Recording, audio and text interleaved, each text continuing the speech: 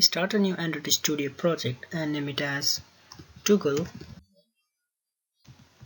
and switch underscore one. Okay, so hit next and next, and then choose empty activity and hit next, and finally hit finish.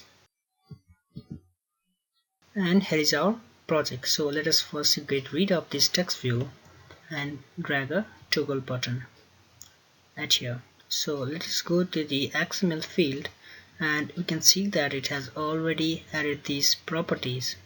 And now we are going to add some properties, and they are text on state, and it is going to say it is at on state. And let us add another properties which is text off state, and it is going to say it is at off state. Fine. So by default it is at on off state, so it is going to say this statement here. So let's say, and it says it is at off state. So we can also change to the toggle state as like this. So if we make this checked attribute as true, then it is going to be at toggle on state, and the string is going to be at it is at on state, right? And let us drag another widget called switch. And okay, let me see what it is. Let me close this for now, and we can also go to the XML file, and we can see the list of properties are here. So let us change this to custom switch. And if you notice here is a small red line, and it says minimum requirement of 14 API level, and we will going to handle this in later. So for now, just come to the design view, and in here we need to implement these two widgets in our Java file, right? So first of all, go to the main activity, the Java file, and we need to make the object of toggle button and switch button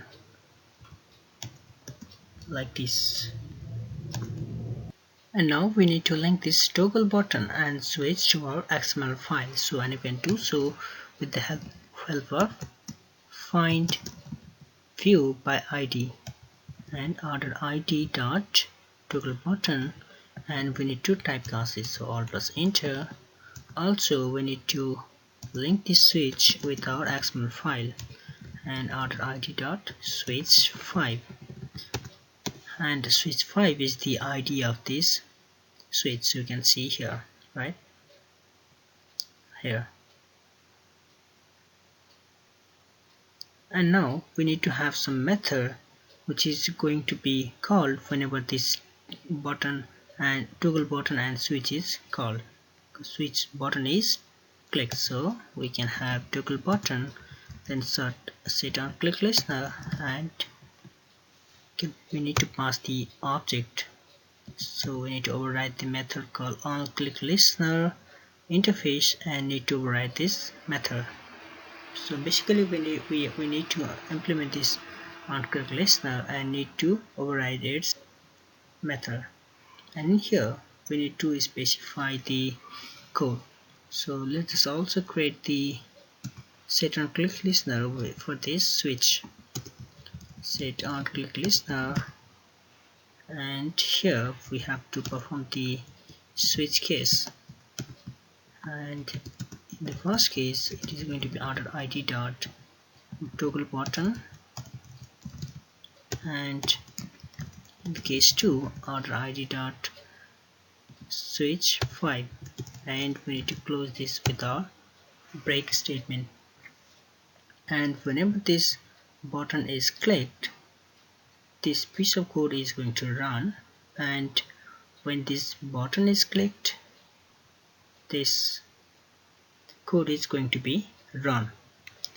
So we need to perform the check operation whenever this toggle button is clicked. So it is going to be if, and we need to specify some code here, otherwise we need to specify some code here.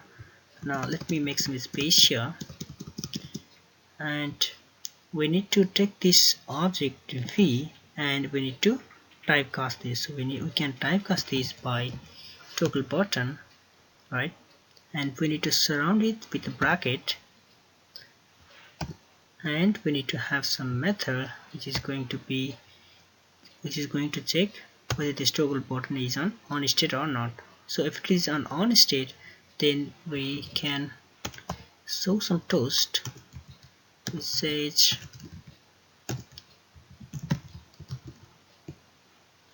toggle button is at on state, and we need to specify the toast length and finally show it. And if this condition is false, then it is going to be at off state. So it will be at off state, right? Now in the case of switch statement, we need to write the same code here. So let me just copy them and paste it here, and instead of toggle button we need to perform the switch case. So sorry, switch object here, right? So we need to typecast this switch object. So let us run it.